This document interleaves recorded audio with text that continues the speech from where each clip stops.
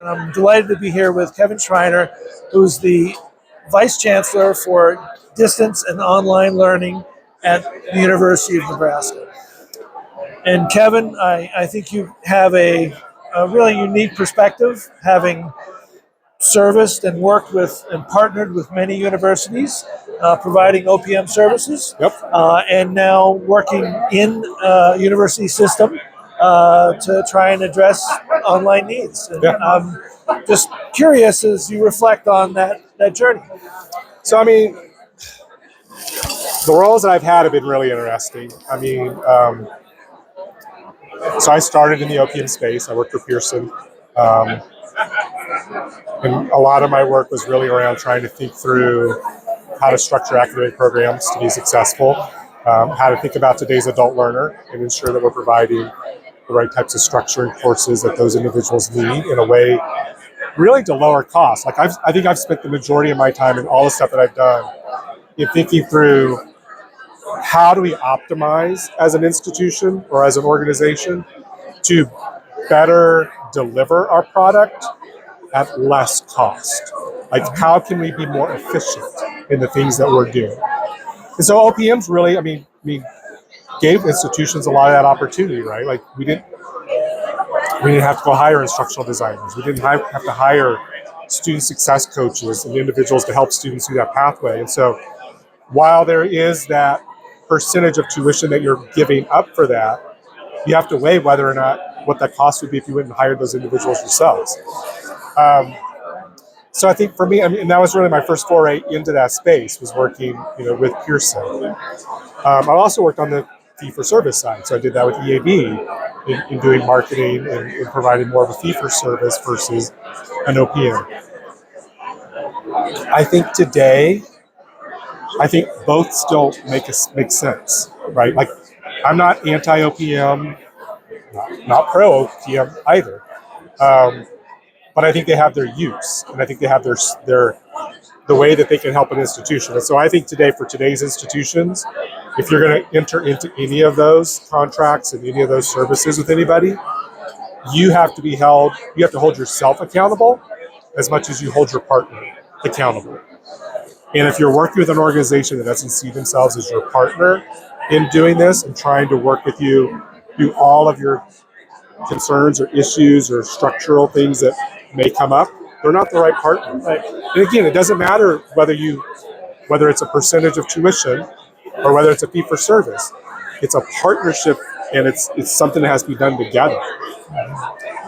Jim Fong and I wrote an article together, did a webinar together on OPMs, and one of the things that came out of the webinar that we both talked about, but also came from questions from people that were in the webinar, was, I'll say, being a good customer / partner as an institution is really the bigger issue, and knowing what it is you really want from your partner, right?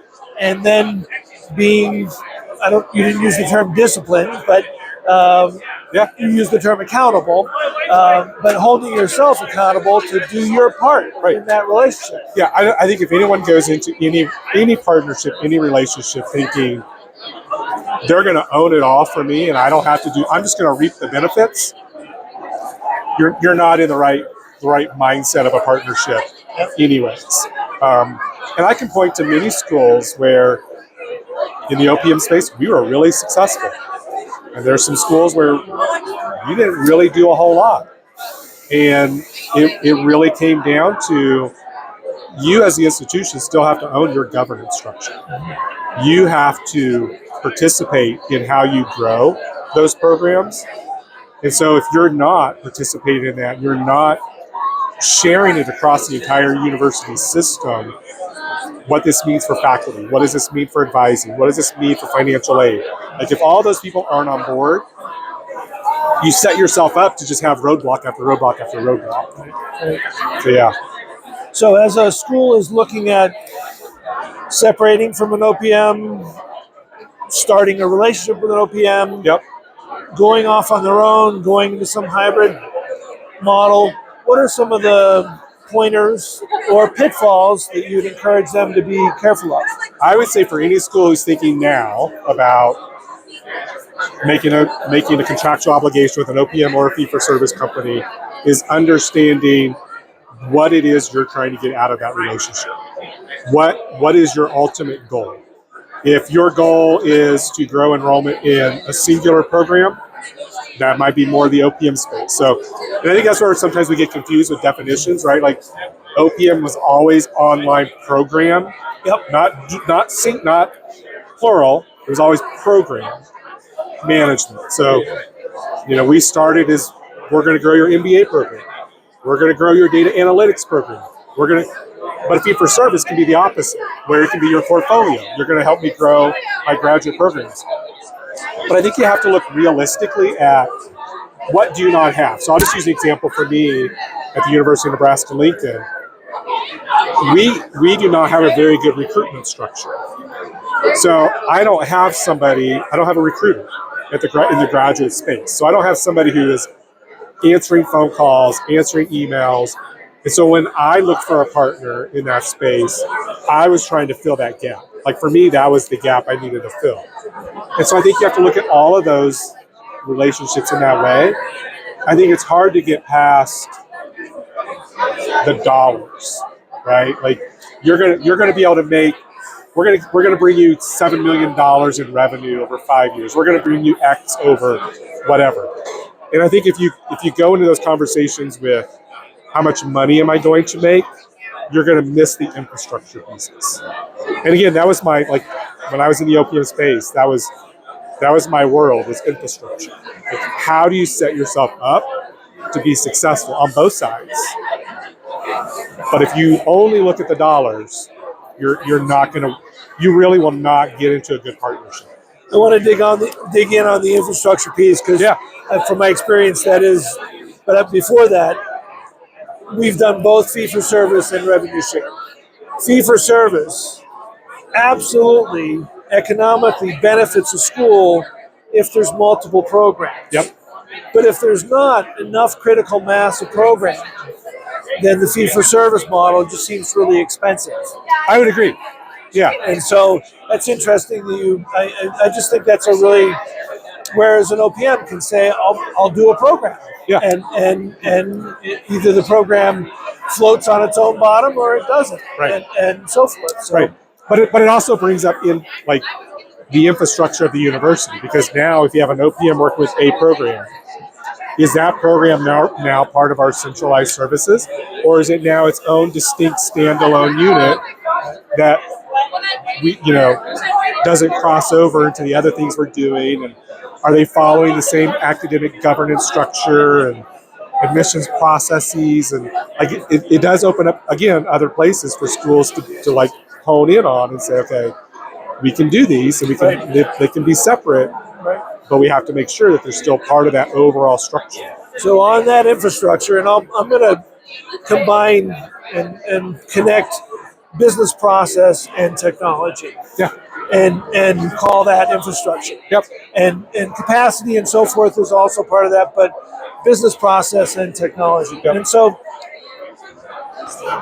some of those things are very hard to separate. They're intertwined. Like if you don't go all in with things like CRM and marketing automation and connecting to your student information system, it's very hard to know the score. It's very hard to know what the data means at different stages in the process. Correct. So what are your thoughts about what are the things that have to be connected and what things can be separated? So I'm not for sure. I think there's a lot that can be separated. I think the majority of it needs to be connected. So again, I mean, it's interesting because like a lot of things that I work with schools on, or a lot of things I'm working with the University of Nebraska on trying to do. We have a CRM, we use Salesforce, but our academic degree programs for our online programs are not in that system. In fact, until later this summer, I don't have codes for online programs from my on-campus programs. So like I have a master's program in agronomy. It's offered online and it's offered on campus. But all the students are in one academic code. Only the program knows who's really in the online program and who's really in the on-campus program. Right there's a data structure issue that if you took that to an OPM or even to a fee for service, there's no measurement of KPIs. I mean, right away, like I could get to the data, but I also can't structure out how do I communicate with those prospective students that only want the online? Because I'm getting students who are raising their hand for MS and agronomy in general, but I don't know if they're interested in the online program or the on-campus program because they all get the same code. Right. You know, so I mean, before I went into the OPM business, I was in institutional research and effectiveness. And everything that I always do and look at always goes back. It's like, what do I want to see as my results? Yep. And how do I ensure that I have the data there to get to it? So it's always, it's backwards mapping. KPIs is a huge thing for me. Closing thoughts on things that we need to consider as the cloud and cloud-based applications, connected applications become the norm or are the norm? I think the biggest thing that higher ed can do today and going forward is to continually be open to new technologies, new ways of doing things. Don't assume that the CRM you're working with today is the CRM you should have tomorrow. Like, we should always be evaluating and pushing our vendors to provide us what we're looking for, because if not, I mean, I was in a session with Anthology earlier today. I don't know if some of the stuff they're doing is the same things we're doing in our LMS. And if we're not asking those questions and making those evaluations, we're just going to get complacent and stagnant in our own world, that we're going to miss opportunities to grow. And I think a lot of schools right now that are struggling with enrollments and growing enrollments, I think a lot of it is their internal infrastructure is not supporting being flexible enough to do other things in that space. Right. Yeah. Well, thank you, Kevin. Yeah, no, appreciate it. I appreciate great the to be able time. to chat. Yeah, So it was thank great. you.